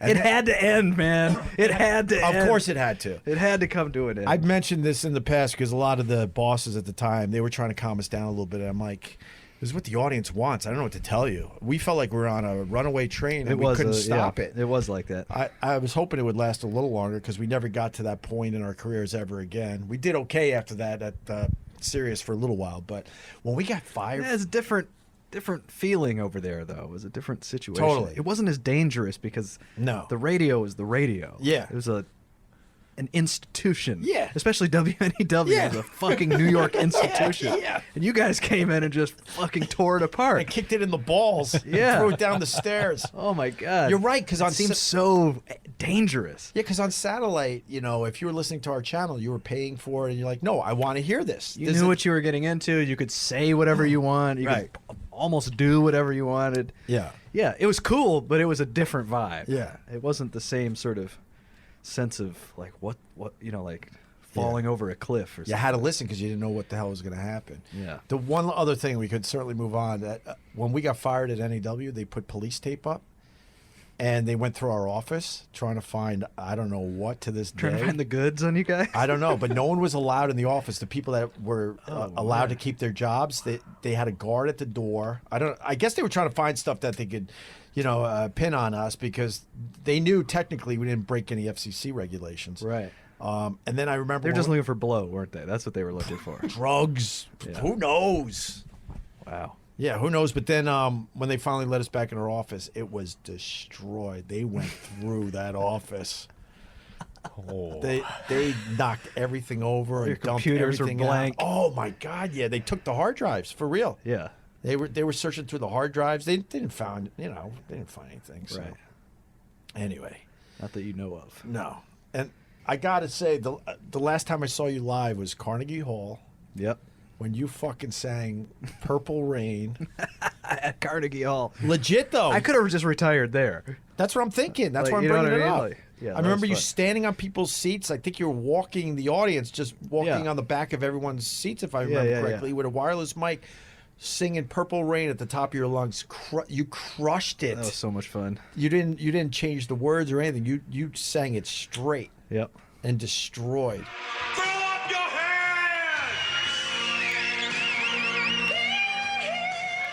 And I went to myself, I think this is his career moment right here. This is it. Don't you think? Or close? Yeah, I mean, I'm never going to top that. Right. That was just the best. Although... Give me one. I could do... no, I'm just thinking of what else... what other Prince songs I could do. I don't think that... I think I knew that was my one shot at Carnegie Hall, too. Like, they're not letting me back in this place once I sully it with my... I don't know. Disgusting... But you were able to talk lyrics. them into giving you purple lights, I think, if I remember correctly, right? Yeah. Yeah, it was a whole thing. Yeah. Had a choir. Yeah. How much did that cost you? It was free. It was all my friends. It was Rod and my brother. It's just a bunch. All I had to buy were choir robes. Wait, you have a brother? Yeah. I didn't know that. Yeah. And he goes on tour with you a little bit? He used to back Yeah. in our younger days. Right. Now he's a family guy. He's got 3 kids himself. He lives in Chicago, so he hasn't been on the road with me in probably a decade or more. Oh wow, damn. Yeah, But you're right. You're right though. Carnegie Hall, Purple Rain is the pinnacle of my all the downhills. No, I'm dead serious. Oh, okay. No, it was like what I mean is it was a highlight in my life. You know what I mean? Like that's one I'll look back on and always be like, that was fucking great. Yeah, you're still crushing it. I'm still having fun. We're still doing it. It's just, it's maybe little smaller places and not so ambitious with my choice of closing song. Oh, you mean when you graduated from that to I Will Always Love You by Whitney Houston? Yeah, we did switch to that for a while. Yeah? That was fun too, but that one's way harder to sing. Oh, yeah. How do you hit that note? I don't think I did. I think I bailed out and then I was and I. Tune down the guitars a little bit, right? Just a little bit. Tune everything down. Way down. Right? This isn't as impressive for some reason. Like Steve Perry singing Open Arms. It's like, what key is that song in?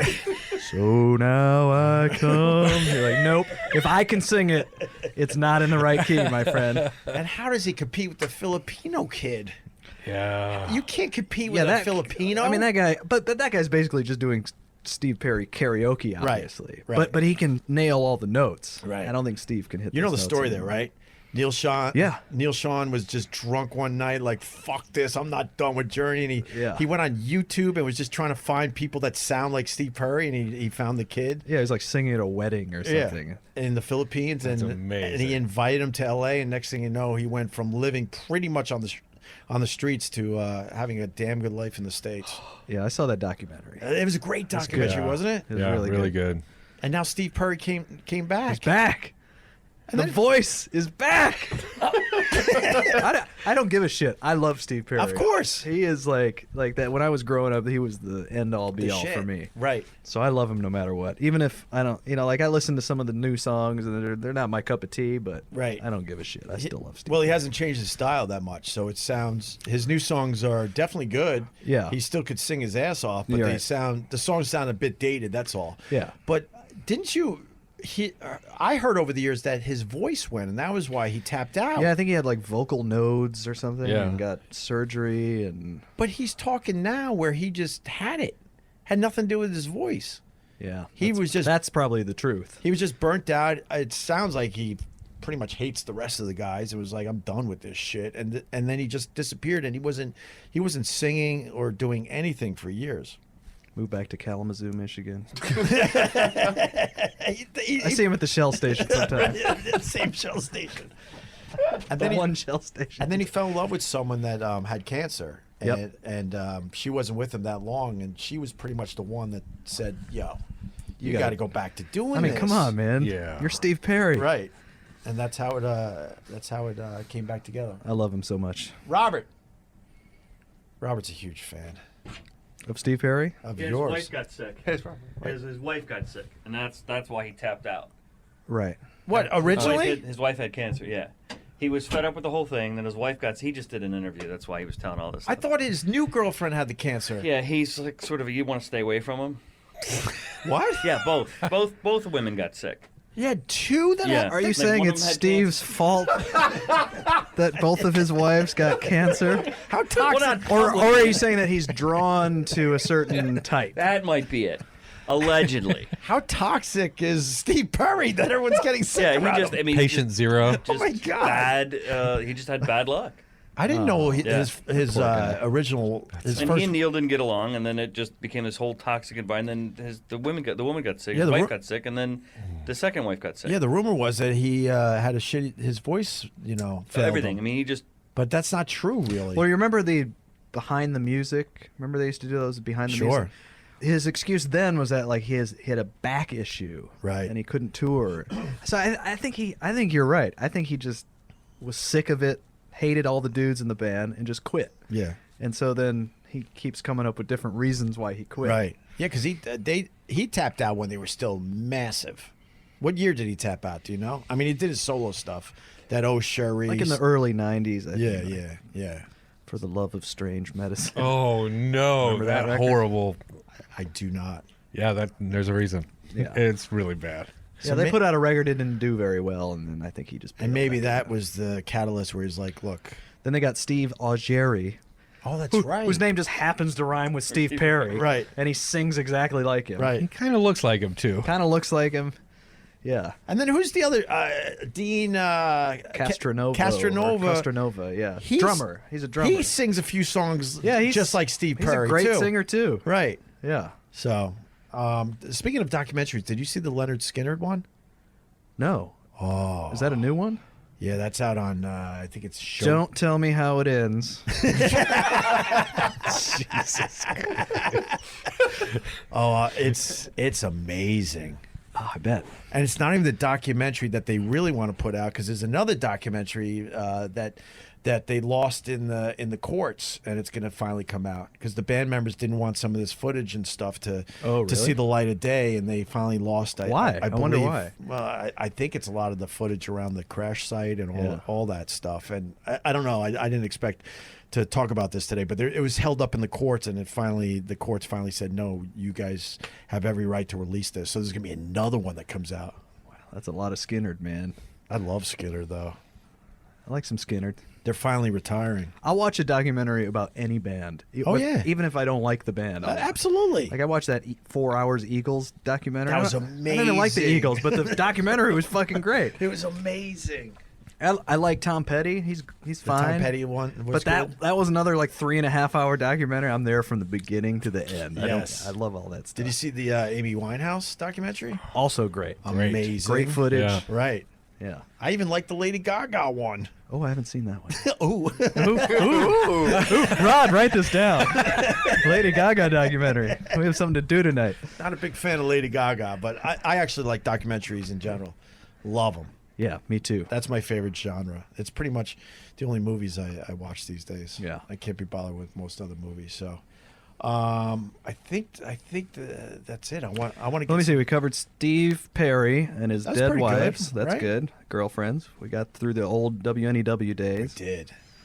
We got. I think we covered everything. How's home life? Ambitious Mike. Home life's great. Everything's good at home. Dare I say, are you still married, or Yeah. Wow, that's a long time.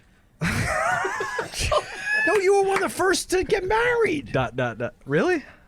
I think so. 2003 we got married, so 15 years we've been married. Oh, but you were with her a while before that? Yeah. That's probably what I'm thinking then. Okay. Yeah, we've been together. Because I'm up to 10 years marriage now. Congratulations. Coming up in November, yes. But you're doing it with kids. Yeah, you didn't. That makes it extra hard. No kids? Or easy, I don't know. Just never wanted? It just wasn't in the... No. We both love our lives as they are. Nothing wrong with it. No, if it works for you, it's the fucking best. No, I'm not gonna be the one that questions it. That's all I'm saying. Well, sometimes you get looks from people that are like, "Oh, no kids, huh? Interesting." No, it's just it's a little selfish, but that's okay. You do what you want to do. Like, yeah, it's fucking selfish. Yeah, I love my life. Right. My brother's got kids, so I get to see my little niece and nephews. Right. You know what I mean? My friends have kids. And then you can leave at the end of the day. I get to go home. Watch a fucking 4-hour Eagles documentary that I don't even fucking care about the band. And decide how many... Eat an edible and have a really bad time. Right. If I had a kid and I was all freaked out because I was high. Oh, my God. I might have been high on an edible near my daughter and thought I was going to smother her and panicked. And I might have tapped out of edibles for a while. Might have. Yeah, I'm just you gotta saying take maybe that take happened. a little break. I'm not really sure. So. Oh, fingers and assholes. We also covered that fingers today. and assholes. That's what we started with. Absolutely. Oh, one thing about your music, the PC culture. Yeah. Has that fucked you up a little bit with some of those songs you used to do in the old days? The only songs that I would probably have a problem with as far as content are songs I don't do anymore anyway. Like, I've sort of gotten past that shock value of it. Like, it was funny 20 years ago. It's just not funny to me anymore. Which ones? Do you mind if I ask? Well, the Special Olympics song. Special Ed? No, Special Olympics. Oh, that was... I haven't done that in maybe 12 years. Okay. It's just, I feel bad about it now. You know what I mean? I feel like a real fucking asshole. Watch them run, watch them fall, watch them try to catch a ball. Olympics. Special Olympics. I hate myself. But that's okay. It's part of my past. You know, you change, your tastes change, Yes. or whatever change. And then some of the other stuff just sort of, it's just the humor of it didn't age very well. I feel like, you know, like the gerbil song. I put a gerbil in your ass. It was funny, you know. I think it's still funny. I bought a gerbil at the petting zoo. If Richard Gere can do it, I can too. You're the one. You're the guy who still thinks this funny, and I love you for it, Opie. I'm so glad you still think it's funny. I have regrets too. We all have. I mean, you know, when cell phones. No shit, man. When cell phones. I mean, come on. When cell phones became popular, you know, shoving it up girls' vaginas to see if they would ring inside, you know, stuff like that. I mean, I do have some regrets myself. Oh, you feel bad about that? A little bit. Calling a priest into NEW's studio because these two, and they were hookers, were doing a double dong dildo show, and I thought the priest would appreciate this. It was like what's his name? It was like from? Caligula back then. The Hunger Thong guy, Bill. He's a legend in New York. Maybe we don't Harry want to. Chapin's brother.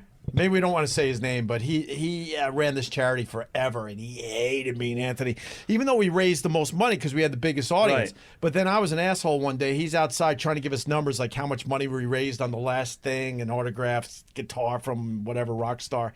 And I'm like, Bill, come in here. You got to check this out. It's two girls in the middle of a double dong dildo show. So I regret that, too. Yep. We all have our regrets. Things we'd rather forget about in life. So I have some regrets. Yeah, you know. Well, you know. You're not like 25 years old anymore. No. So no, I don't have a problem with like PC culture or whatever. You know, my tastes have changed. What I think is funny has changed. Yeah, that's good. You got to, you know, grow with it. I mean, and people either come along with you or they Right. don't think you're funny anymore and they stop. Oh, pretty much. Most of the stuff I did 20 years ago, I have no desire to do anymore. I mean, I'm joking about it now, but no, I hear you. Sometimes I cringe. I'm like, and I try to tell people Yeah. I have no regrets. Bill Burr used to describe our show perfectly. He goes, it would hit you when you would walk outside and it's a bright sunny day, and on the sidewalk you'd feel like a piece of shit. But in studio it made Right. sense. Yeah. And that's how I always wrap my head around it. I'm like, guess it look, we're did, just yeah. trying to entertain people, but Right. as soon as you hit that The more sort sunlight- of over the top it was, the funnier it seemed. It was nuts. Well, then we also had that shock jock label too. So it was Right. funny, and also let's try to really. You got to push one up the- yourself all the time. It was insane. Yeah. Straight to the sun, my friend. Yep. Straight to the sun. It's good times, though. Good times. Good times. We had some good times back then. Yeah. Can we do another one or what? Should we do one more? Now I'm all fired up. We got to do another one. Is Rod in on this one? Yeah, let's do one with Rod. What are we doing? Let's do, what do you think, summer song? Yeah, we can do summer song. That's a good one. That's a good one because it's about the summertime. It's fall. We've been here since the summertime. Yeah, we sure have.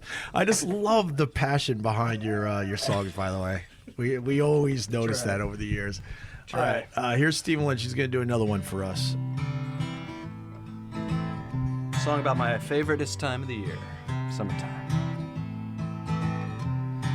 The hum of a few honeybees, barely the whisper of a magnolia breeze, cicadas chirping their trees.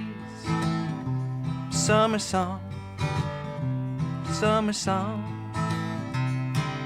Cold lemonade every night. Why don't we skinny dip in the moonlight? Swat my sweaty neck, a mosquito bite. Summer song, summer song.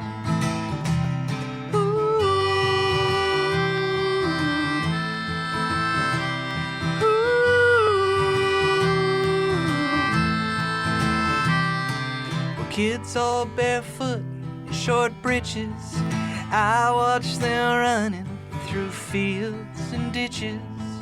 Whoa, Lord, that mosquito bite itches. Summer song, summer song. okay, this is no mosquito bite. It's swollen up and infected, and I don't feel right. Must have been a spider or some poisonous mite. Summer song, summer song.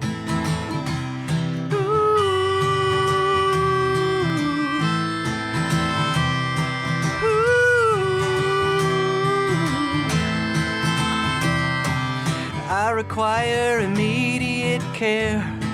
Somebody call an ambulance, please. Homemade ice cream and tire swings. Summer song, summer song. I feel like my blood is on fire. Sweet baby Jesus, my blood is on fire. Swimming whole, and my blood is on fire. Summer song, fire blood. Ooh.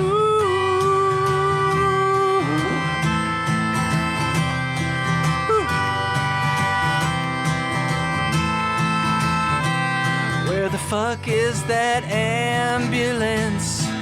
I am becoming seriously concerned.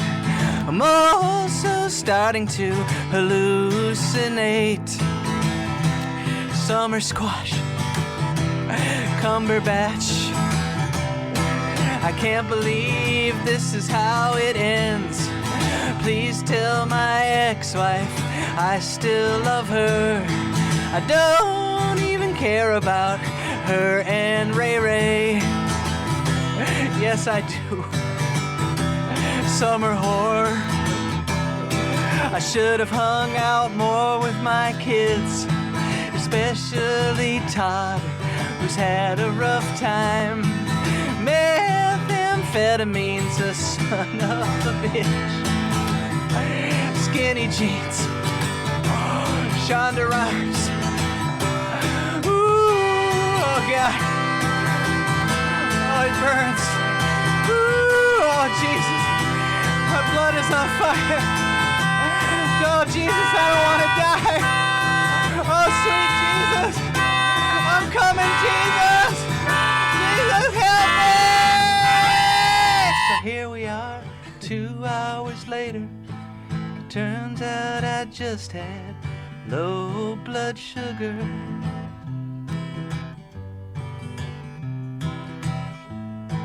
The paramedics gave me cold lemonade and laughed at me, which was wrong. Called me pussy, but I'm strong, and I will sing my summer song, my summer song. Yeah, Stephen Lynch. That song is epic, man. It's like 10 minutes long. Feel free to chop it up if you guys want. I love it, man. Bravo. Thanks. God damn. Thanks, man. Well, we got the guitars, maybe one more, and then well, I only see you once every 5 years. Maybe a classic. Maybe Jeremy. She's got a smile. That's this one. I'm trying to remember. Which one? Trying to remember how to play Creep. And then B minor. No. Where were you starting? G? Yeah. All right, we're not going to play. C minor. You're right. How about one more and we'll get you out of here. If not, that's fine too. No, I don't want to pressure you. Huh? What? You stand out. We gotta play classic. We don't let him Wait, go. wait, are you crazy? Let him go. Mike, ambitious Mike, he's on Let's it. get 3 songs. He's like, Opie, you play good cop. You gotta get out of here. Let's go. No! 3 songs. Another song! One more song. One more, all right. All right, and one then more. we'll wrap this podcast up with Stephen Lynch. Why don't we do... shit, Ryan. Oh, are you taking requests for classic? No, I am not. That is where I draw the line. You motherfucker. What are some of the old ones we do in the show? I don't even remember. We do Tattoo. Oh. That's real old school. think that's the only thing I ever. Yeah, let's do this one. Fuck it. This one, this is one I probably should feel bad about. Oh, really? But I don't, and I'll tell you why. It's because I wrote this after being on your show, and it was one of the many Catholic priest scandals had just come to light, as usual. The Catholic Church was trying to cover it up, pretend they didn't know about it, or they weren't sending these guys off to do it again to somebody else. I was on your show, and like somebody from the Archdiocese of New York called in, and I remember he was explaining it away and like, it's these things are anomalies and it's not a usual thing, and we really, and I was just sitting there livid, like, just so you lying motherfucker, I'm gonna go home, I'm gonna write the most scathing satirical love song between a priest and an altar boy, and I'm gonna bring the fucking Catholic Church to its knees. It did not work. That was Bill Donahue, by the way. I remember that day like it was yesterday.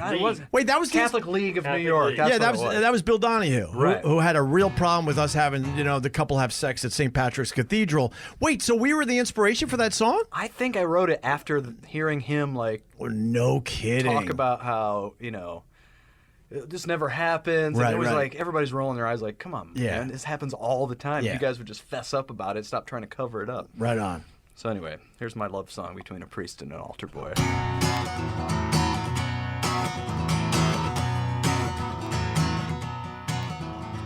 Deep in prayer, my cross to bear, I kneel upon the floor.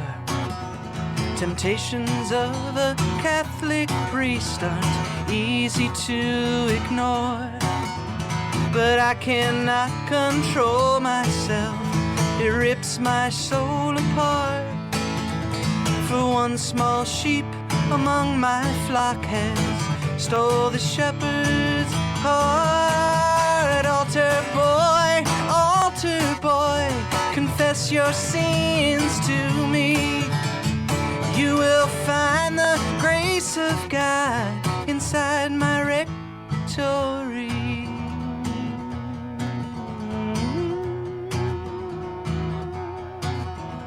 At Sunday Mass or Bible class, I catch him in my view. So I close my eyes, but there he lies, spread eagle on the pew. And when I see him in that frock, I think he looks so fine. I'll drop a couple roofies into his communion wine. Altar boy, is it gonna be heaven or hell? You can play my organ all night long if you promise never to tell. Well, maybe I feel bad for that organ line. Our Father, who art in heaven, hallowed be thy name. If he thinks the second coming was bad, then the third one's gonna be insane. Oh, lead us not into temptation, deliver us from sin. We could pretend that he was Jesus Christ and I was Mary Magdalene. Altar boy, confess your sins to me. You will find the grace of God inside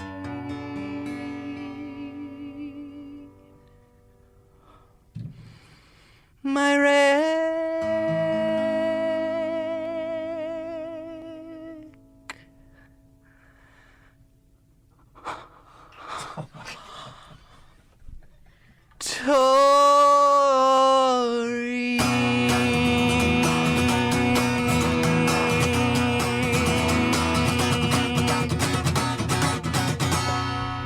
Wow, Stephen Lynch. That is awesome. This podcast certainly had a theme. It had a Why do you theme think I today. chose that song? You gotta end it with the. And I want to help it out a little bit. Okay. Something I did want to bring up on this podcast. I guess I'm bringing it up now. Let's not forget that your parents a priest and a nun. Yes, I know from which I speak. Yes. Not in that way. Right. But you're to my dead father. Just it's a joke. Oh, Dad. I'm sorry to hear that, by the way. Thank you. All right, but your dad was a priest and your mom was a nun, and they met when they were a priest and a nun, and then they both kind of had to hightail it out of the church for a little while, right? Well, they got kicked out of it. They got kicked out. You can't be. Can I ask fucking when you're a priest and a nun? Were they on the job? Like. Yeah, because part of it was, there were those real rabble-rousing, march in the street type, like civil rights and no nukes and that kind of let's get out there and picket signs and all that kind of stuff. Right. And so I'm sure when they met and fell in love, their first thought wasn't like, how do we do this the correct way? Right. They're like, fuck it, we're just going to go for it. Right. Let the church do what they may. Wow. And the church said, guys, we're not too cool with this. And that's the only reason you're here. Defrocked! Right.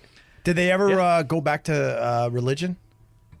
Not formally, no. Right. I mean, they're always still had traces of that. Right. But no, they were not. Well, I'm not a big. They were a little disillusioned with the church. Well, I'm not a fan of organized religion, so there you go. I'm more of a spiritual guy there. A wink, wink, wink. No, I really am. No, I really am. I've changed over the years, my friend. That's what people who don't give a shit say, man. No, I really am spiritual. I believe God is everywhere. Okay. And I whatever. Break out the edibles, and then we'll really get into this. I'm turning this thing off.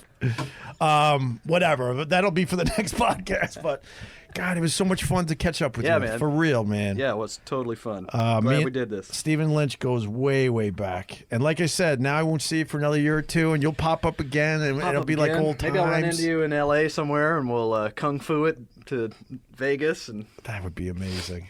Now that you got all this extra time, Mike's like, shut the fuck up, man. We're doing shows next week. Come on. Trying to do a schedule, please. No, my full-time job is the kids now, so I don't really have the extra time. True. Yeah, Forget but about that. and then I get to do this when I'm feeling it. So, and Rod, always a pleasure to see you, my friend. Good to see you too, man. Thank you. All right. Anything we want to promote? StephenLynch.com for all your dates. Yep. When will this be available to people? Monday probably. Oh, yeah, you're playing Harrah's. Or where are you playing? Playing Harrah's in Atlantic City, or playing the PlayStation here. I mean, this will all be over. Yeah. So anything after Monday that you can promote? No. Just the record coming out someday. I go on the site to look at the tour. Friday, Saturday, and that's it. That's it. There's no more tour dates. It's literally the end of the tour. It's 2 tour dates. So you came in for the end of the tour, and now you're going to go tap out and be in Michigan? It was the only time we were in New York, so... So I lucked out because now you're going to disappear in Michigan again. Probably. All right, look, Stephen Lynch is going back to Michigan. He's going to do some edibles. Hopefully, write some new shit faster. Hopefully, he's going to write new shit in the next 5 years. You know what? I'll let you know when the record's coming out. All right, that'd be plug nice. that for sure. All right, we'll plug that. And we'll plug that. So you're not sure when the record's coming out. It's going to be. It better be by the end of the year. So look for it. Okay. It'll be called My Old Heart. My Old Heart. StephenLynch.com will tell you where you could get it. Okay. That's it. All right, we did it. Joey, take it away. Nice indeed. Great guest, that Stephen Lynch. I heard him way back in the day while driving around Long Island when O&A were on WNEW. I still laugh about the time they were listening to the old Muni air checks and making fun of the little lip smacks and noises that came out of Scott along with those memorable pipes. Rest in peace, sir. Another reminder to check out StephenLynch.com to get his music or catch a show in the future.